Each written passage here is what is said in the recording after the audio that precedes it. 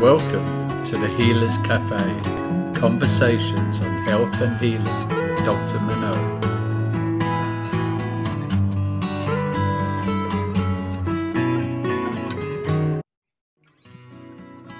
So welcome to the Healers Café. And today I have with me Dr. Egypt Iredia. And well, I'm going to ask her lots of questions, but one of the subjects we're going to talk about is really about deep healing. And she has training, or is a full-fledged medical doctor, then become a naturopathic doctor, interested in wellness and far more. So I think I'm just going to turn it to you to discuss. Well, give us a little bit your background. You're in the States now. How did all this unfold for you? What made you choose your route? And sometimes it's a choice, but it's not the first choice. So maybe just explain your journey a little bit to all of us. Thank you, Manon. Thank you for having me on your platform as well. Yes. So my background was that I trained in conventional medicine, so followed the conventional pathway in the United Kingdom, University of London. I got my MBBS, which is like equivalent to an MD in the States. And I sort of worked under that paradigm or system for a couple of years.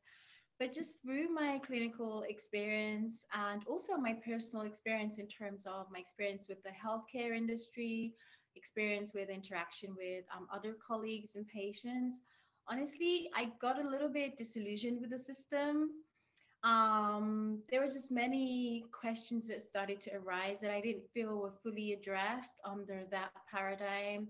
And I also started to almost question my participatory role in, contributing to patients' illness, in the sense that I do think conventional medicine is beautiful on many levels, and some of the interventions are literally life-saving. They're great. But then the whole notion of like just a chemical-based medical systems for the most part, because pharmaceutical agents are in a sense just like chemical derivatives. And I just thought like, sometimes the medications would help with the symptoms, but then you'd get like side effects from the medications, and then I would prescribe another medications to counteract that side effects of that medication. So for me, it was like a crazy system. I was like, there's more to well-being and healing than this. So that sparked some questions in my mind. I've always been quite of a curious, inquisitive type of person. So I started to just do like personal research and try different things in my life, because I had a lot of chronic health complaints myself.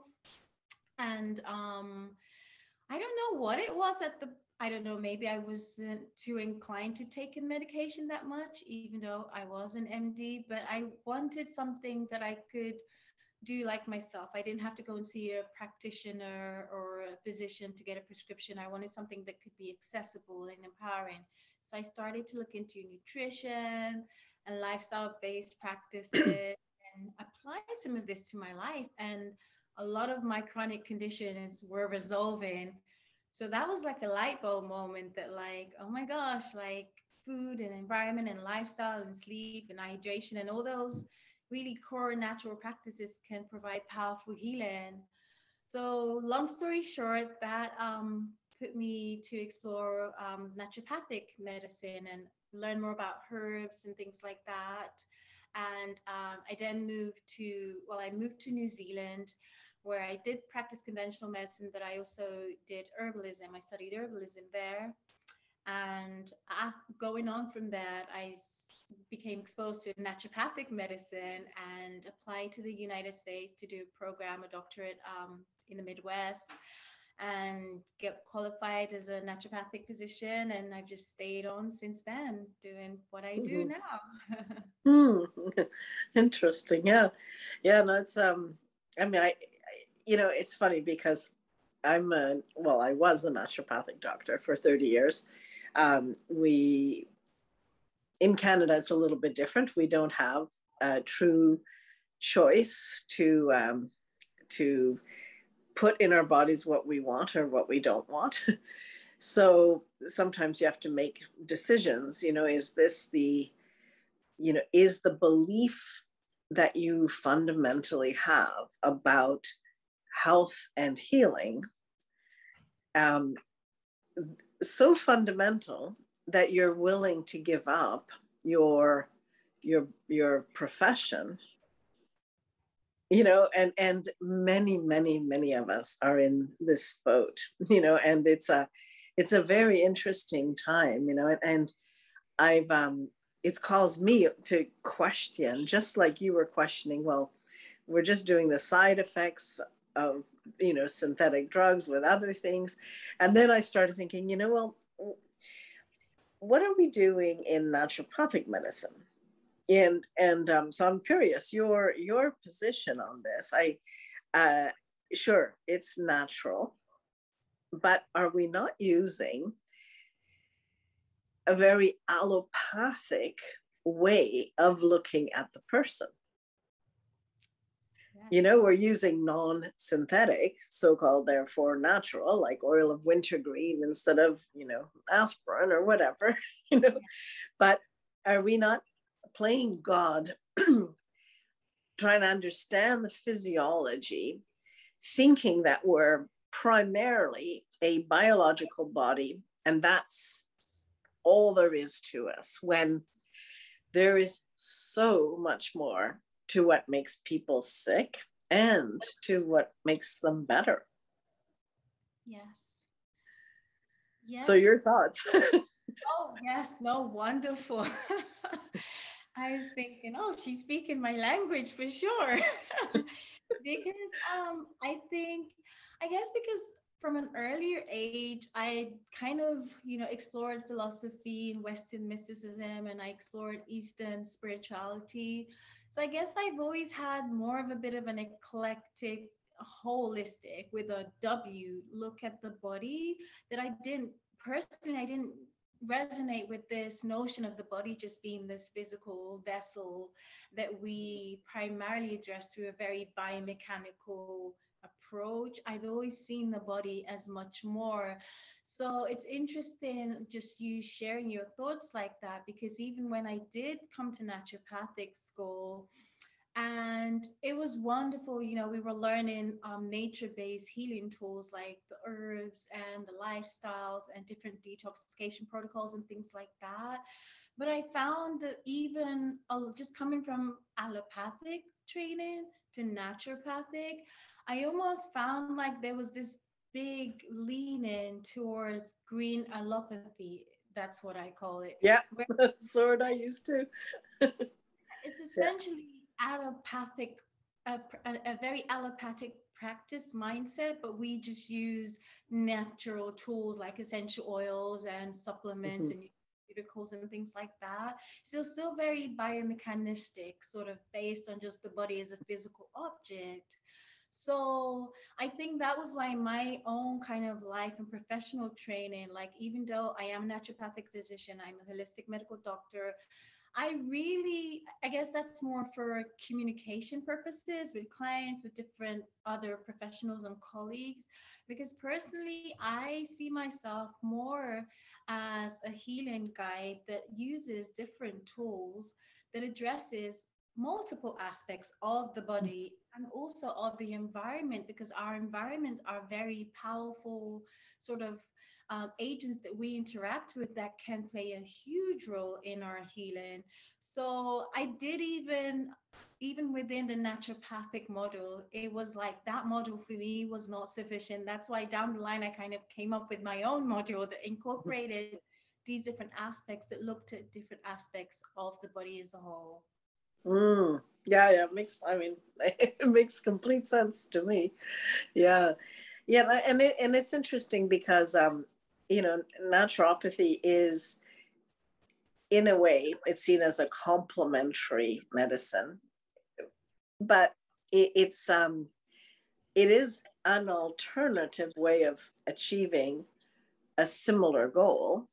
But we have so many tools as well, right? Like, when I chose to go either into medical school or into naturopathy, I thought, well, I'm going to do naturopathy because at least we have many solutions. You know, I can learn Chinese medicine, I can do body work, I can do nutrition, homeopathy. There's different things that are available that, are ways of looking at the whole, and whether it's balancing or incorporating more, like in homeopathy, which is one of my favorite aspects, because it takes the mental, emotional, everything, structural, physical, all of those components, which is kind of interesting for something that's like 200 years old, that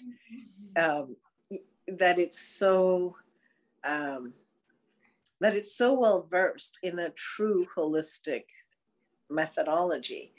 And yet, in the way that, because I used to teach homeopathy at my department at Naturopathic school, it's become more and more cookbook. It's become allopathic. It's become, you take this for that, and it's not for who you are and the whole of you and your expression. It's almost like it's missed the boat entirely.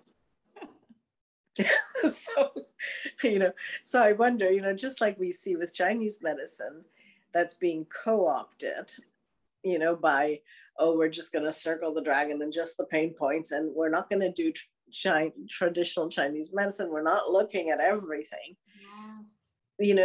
And even with nutrition, we've done the same thing. It's like, take these supplements because this, is what your body's missing. Well, wait a minute here.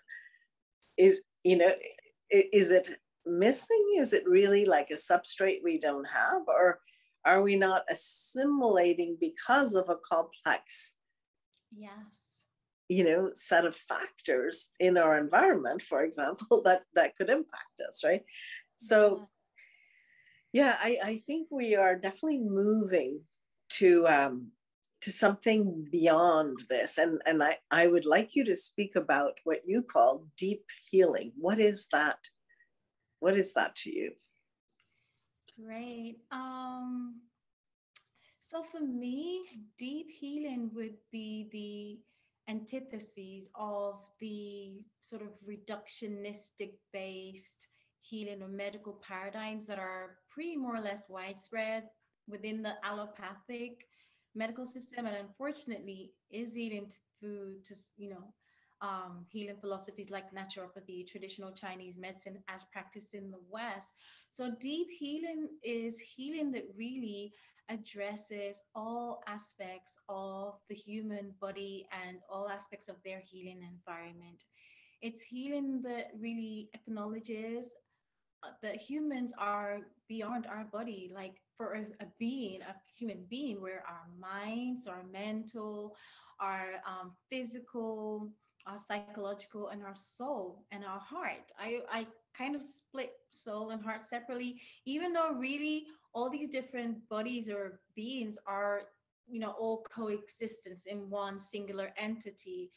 But I really feel that when we approach healing with this sort of lens, that, like, for example, when I'm working with somebody, this person, it's not just their physical that I have to like just oh, you have, I don't know, menstrual imbalance or something, PMS, and I would just focus on your reproductive system, but really seeing that person and looking at what emotional things could be affecting them being hormonally imbalanced, what physical things might be off or might need tonifying or nourishing, what emotional things have to be in place to release more healing energy, life force, chi, prana within that person. What ways can I optimize their environment that can again foster this deeper states of healing? There's just so many things to healing. I think, like, the phrase you used earlier, like missing the boat, we can totally, as practitioners, even very experienced practitioners, totally miss the boat. See a person as this, like, oh, let me just focus or zoom in on this body system or organ system, even worse, right? And like just like throw a bunch of supplements or essential oils or nutritional protocols or what have you and focus just on that. And I often find that, like you alluded to, the fact that we have many tools. I think divinity, whatever anyone believes that is, and nature has gifted us with so many tools for healing, even beyond the supplements and the food. There's like lights, there's space and stillness and music and sound and crystals and air. There's just so many things, that can really foster and enhance healing energy. So I see deep healing like that. It's healing that it's not just because in naturopathies, I'm sure you're aware, we talk of like root cause medicine and get into the root cause, but it's even healing beyond the root cause. It's sometimes it's not a singular one thing is causing a pathology. It's like a few things are not working in harmony or out of balance. And then when we address that on a real deep level, mind, body, spirit, heart, soul, and environment, I find that healing just occurs naturally from that. Yeah, well, I think we're on the same page. Yeah, and I think it's interesting you raised the point about the root cause, because that's very much the way that, at least in the training, we need to find the root cause, as if we are not multidimensional beings, you know, as if there's only one cause. Yes, yes. and one field, so it's like, interesting. Yeah. So what, I mean, one of the things that I've been working on a lot in the last year and a half, which is what got me into a lot of trouble as well, but it was, informed consent, and being the importance of a really honest relationship between, a doctor and a patient. And I've talked to many of my colleagues and also many different types of practitioners and physicians out there.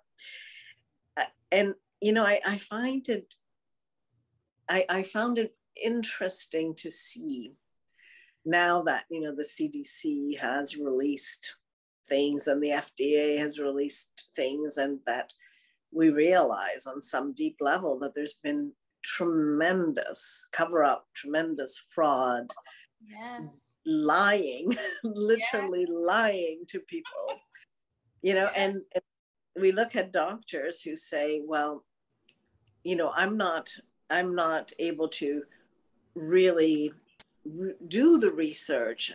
I just take the word from the CDC or the FDA, right? And like, how deep is the responsibility of the patient, and you could say the same end of the practitioner? Yes. How deep do we go with when there's this level of corruption? Yes. I know that's an interesting one. I mean, and it was some of these sort of issues that you raised that really got me questioning a lot of, like even my own personal practice and the things that I'd learned in school. A big part of me, I guess, moving away from just conventional practice was doing research and just to see that essentially, big pharma, big medicines, essentially they're businesses and they're corporations, and they're very fiscally driven. And once you have like the money situation in the equation, there's a lot of conflict of interest. And, even from right when I was a medical student, we would have like pharmaceutical companies come in and would like, give us lunches and give us laptops and give us this and then talk about their medication. So like, how could people be 100% objective, or when they had been essentially bribed? So when they become doctors, they would prescribe you a medication. So it's really a very almost like messy, murky domain that we as practitioners have to try to swim through. But I feel like different people approach their I guess their healing calling differently. Some people see it as a calling, some people just see it as a job. Some people just see it as a way of making money for me, essentially, I identify as multi-passionate, so I think I have more than one calling. But being a healing guide is for me a big deal. Like I'm thinking, like people are coming to me and asking for guidance and information about sometimes life-threatening situations. I think I have a degree of responsibility to do at least responsible research. Mhm. Mhm. That we live in a time that there is so much corruption, there is so much cover up, there is so much lie, there is so much coercion. We just can't even take things based on scientific papers anymore. We have to like dig beyond the Mhm. scientific papers, and we have to speak to colleagues, and we have to use at least just apply some common sense even.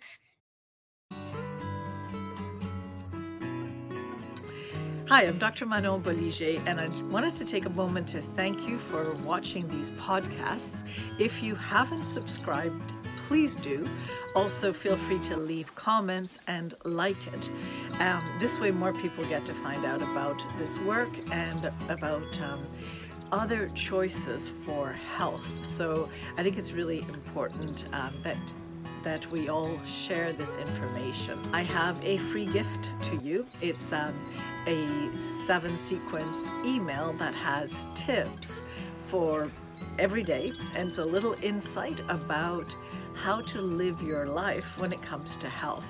And it's very much built on how I managed to overcome stage 4 cancer and what it took. So I would love you to have this, and thank you once again for listening to these podcasts. Yeah, That would, common sense. That was missing. that would do a lot. So Yeah. I feel like we do have that responsibility just to like do our own research so that we are able to pass on really I would say at least neutral information to our clients or patients so they can truly make an informed consent. Because how can someone make a truly informed consent when the information they're basing it on is false in the first place? You know, Yeah. it's very tricky. Or the premises are, like the way that natural immunity has been looked at. I mean, that's the first time that I'm aware of in history where natural immunity didn't seem to matter. And it's like, why is that the case? And so I mean, I think there were many hints available for anyone with a bit of critical, thought going, why are they doing this? Or why did they change the definition of pandemic? Or why did, that you can definitely, if you're a why person, there were lots of reasons to ask, the question.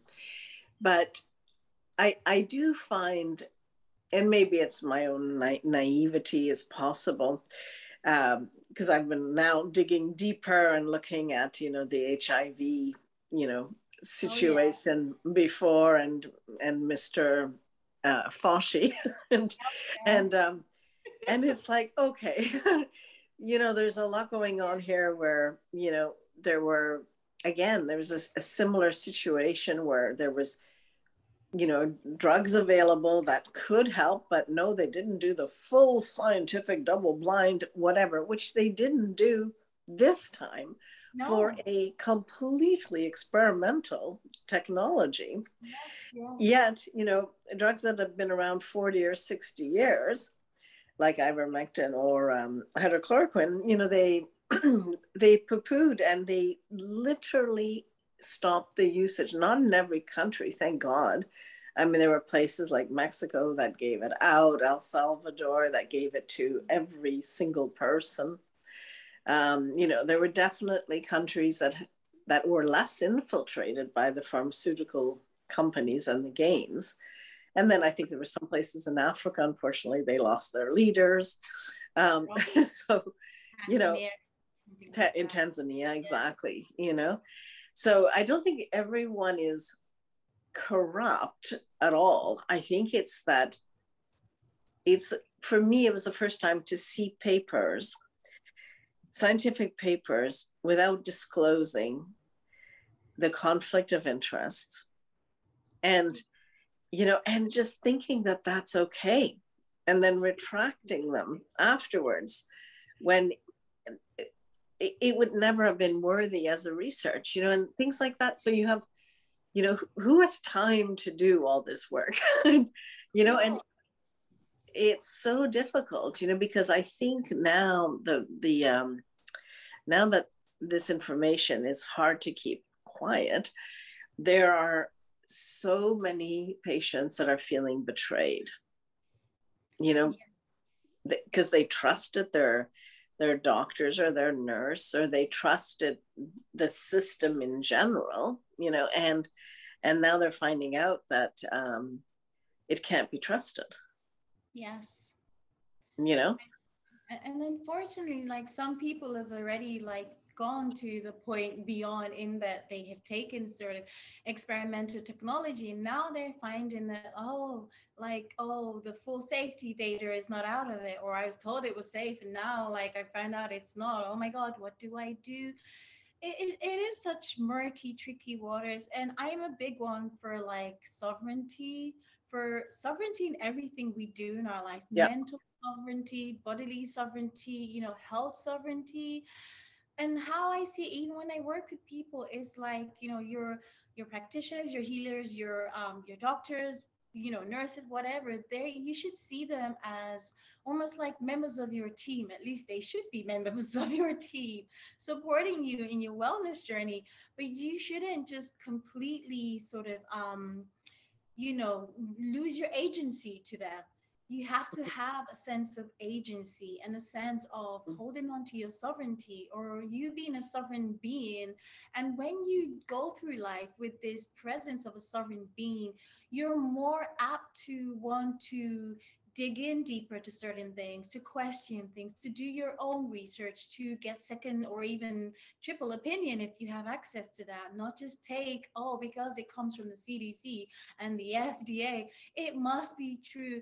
How I say it is that these are essentially organizations that were, you know, I don't know, like countries or board of governors or what have you came together and made them up. You know, there's still human beings in them, hopefully, like you, you know. Yeah. There's still human beings like yourself, and you can't necessarily take everything they say as a fact. And the more, when you do go down that rabbit hole and you start to research, and you mentioned like the conflict of interest, the you know, even things like evidence-based medicine, I'll be honest with you, that was something that I got a rude awakening about what evidence-based medicine actually meant, probably about, I don't know, probably like almost 20 years ago, when I I learned about the notions of ghost writing within the medical system, where the, like certain research would be done, you know, completed up to paper publication stage.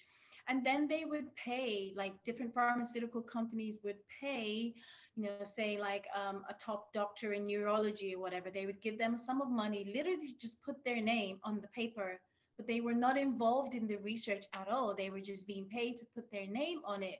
And then, you know, you'd have like nurses, medics, physicians assistants, all manner of scientists would be reading those papers and say this is evidence-based medicine, with the assumption that everybody's name that was on that paper actively was involved in the research, which is not the case.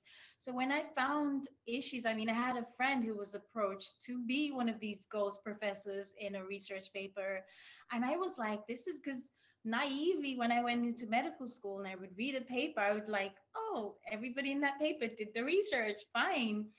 So there is just such murky waters. We just live in such a corrupt, dysfunctional age, I think.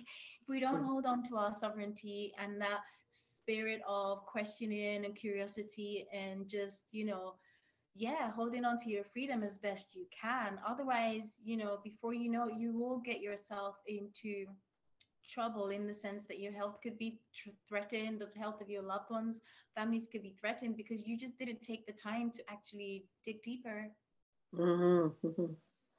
Yeah, and I mean, you know, as much as it's a, I mean, it's a extremely sad catastrophe to already know how many, you know, millions of lives could have been saved had they allowed, you know, other therapies to be used. We're not even at the beginning of seeing the horrific impact that these unknown, to most of us, therapies will have in our bodies. We're seeing already, miscarriages, infertility, all types of cardiomyopathies. So we're already seeing things, but we haven't seen the end of it. We haven't seen what having a deep lack of a proper immune system, the impact it'll have on fighting cancer, on autoimmune diseases, on any infectious disease. So we're really at the beginning of seeing something that is horrific to actually have to experience and witness and know that, we have friends, we have family members, we have colleagues, we have so many people who didn't take as much time or had more faith or, in the system, But at the same time, what I see is so many people really taking back their sovereignty and making major changes in their lives. So, there's a very big good that's also coming out of this horrible situation. Yes, no, I agree. I think for some people, even just like, with the lockdowns and with time away from work, or some people were actually laid off work, not just time away from work, it gave, there was a lot of positive in that. It gave people, I guess, just the space and time to, it just gave people the space and time to question a lot of things, or to have time to maybe do their own research, or, ask other professionals. And so there is good in it. I'm an optimist. I like to me say too. sometimes that's the only way to just survive through life. And so I think in the long run, humanity will be better for this experience in the long run. But it's just, there's, unfortunately, just a lot of lives have been lost, or a lot of people are going to be left with, permanent or chronic or really just severe health complications due to the fact that their immune systems, by different sort of interventions or lack of that has been going on, have been compromised. It's like, it's so funny because they say like we're being faced with apparently sort of a pandemic that is compromising the immune system and what have you. But what I hear in terms of like the health discussions, it's not so much about optimizing immune health. There's no talk about ways that we can optimize immune health and, we can really make natural immunity work for us. It's more just about interventions that ultimately compromise your natural immunity in the long term. It's such a twisted way of seeing things. Like, our natural immunity, regardless of whatever we've been faced with, has gotten us this far as human beings. Like I say to people sometimes, we have never lived in sterile environments. This notion of sterility is a very artificial one. It's like sterility, maybe if you're going like for a surgery or something, they try to make it as close to sterile as possible. But in the natural world, everyday communal living, you don't have sterility. It's a very unnatural situation. Our immune system's always being primed, always being challenged. That's how we've co-evolved with other microbes and our microbiomes in nature. So natural immunity and fostering that, for me, would have been like the focus of this whole situation. But it's not even, it's been a non-issue. So I'm like, I don't know, to me, I mean, I'm not a biochemical PhD professor or whatever, but I have a little bit of basic science to understand how it but it's also, what you raised before, it's common sense. It's like, I think that's also something that's been, pulled away from, whether it's, mass psychosis, or I don't know, there's lots of explanations. Certainly there was an enormous amount of monies, put forth to study how to convince such a large part of the population. So, and that there's no one's hiding that, many of the prominent universities received massive funds to do the advertising, but to do the study of what's the mindset? What are the emotions, guilt and this and that, and things like, caring for others, being exploited, you won't see your grandma until you take this, or, or vice versa, like if you think about, if it was on face value of something good, you would not need to spend this much money to convince people, to take something.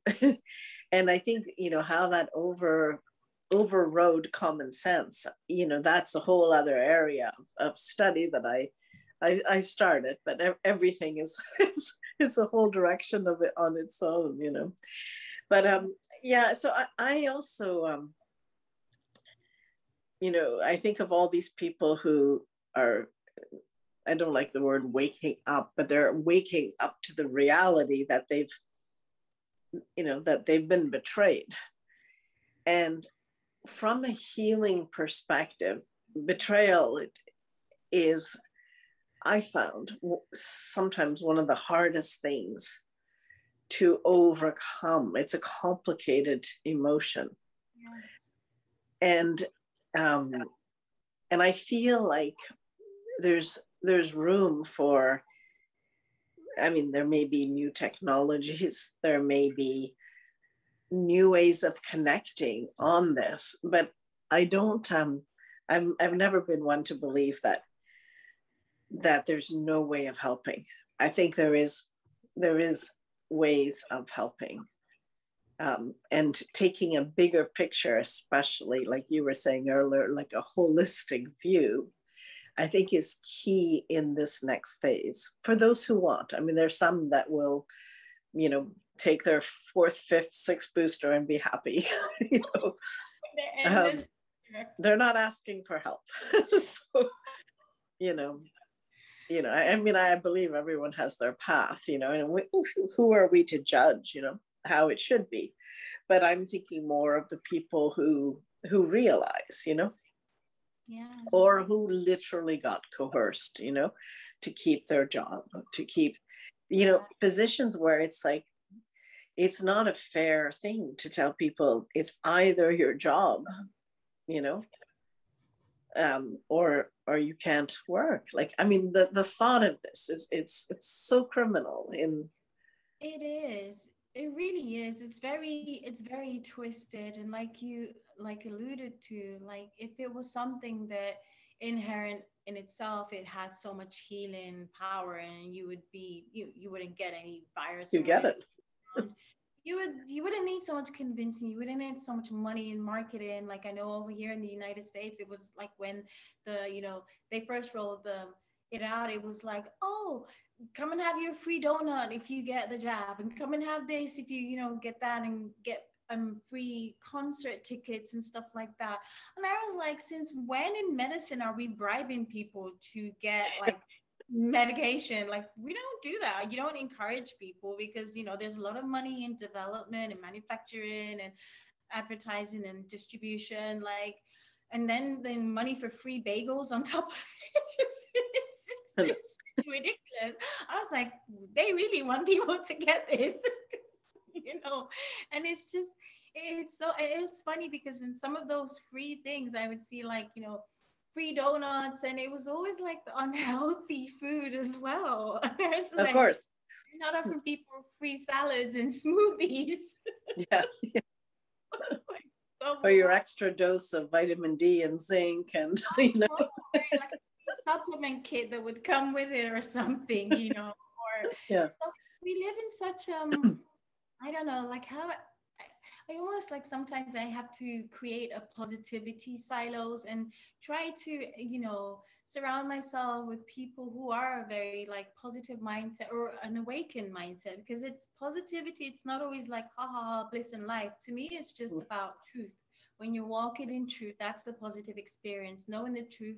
Sometimes the truth isn't always happy dappy, but at least it's the truth. And the truth will set you free once you walk in that path and you know it.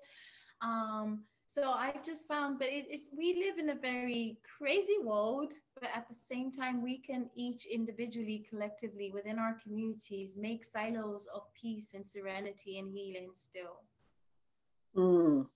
I think I'm just going to leave our interview with those final words. So thank you very much for being a guest. And I've really enjoyed our discussion, and I hope that people will benefit from this discussion. Thank you so much for having me on. I really enjoyed our conversation too. Thank you. Thank you for joining us at the Healers Café with Dr. Manon. For more information, go to drmanonbolliger.com.